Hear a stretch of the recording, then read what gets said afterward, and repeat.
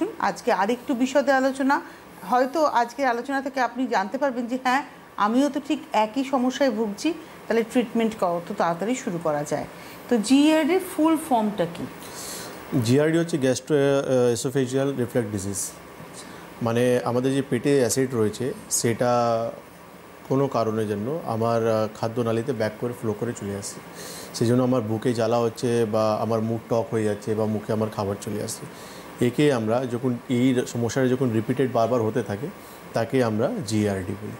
মানে এটা একদিন দুদিন হতেই পারে, সেটা অস্বাভাবিক নয়।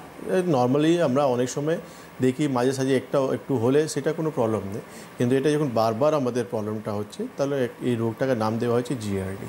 তার মানে খাবারটা রিফ্লাক্স হয়ে উপরে চলে আসে, খাবার সঙ্গে অ্যাসিড যেটা আমাদের স্টমাকে রয়েছে। মানে সাধারণ মানুষ তো অ্যাসিড বুঝবেন না, তিনি তো ওই খাবারটাই পাবেন হিসেব মতো। না, সাধারণ মানুষ বুঝবে যে মুখ টক হয়ে যাচ্ছে, বুকে জ্বালা করছে। অনেক সময় আমরা দেখি যে রাত্রেবেলা ঘুমানোর সময় আমার বুক জ্বালা করছে, খাওয়ার পর আমার বুক জ্বালা করছে। ইট মিনস যে আমার যে খাবার যে স্টমাকে যে অ্যাসিডটা থাকা উচিত সেই অ্যাসিডটা কোনো কারণের জন্য আমার ইসোফেগাস বা খাবার নালীতে আবার চলে যাচ্ছে আর আমার মুখে সেই খাবারগুলো চলে আসছে, তাকে আমরা জিআরডি বলছি।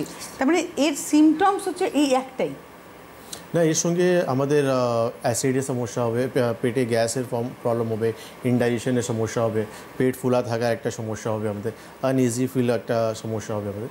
কিন্তু বুক জ্বালা, মুখ টক হওয়া, মুখে খাবার আসা, এটা হচ্ছে মেন সিমটমস।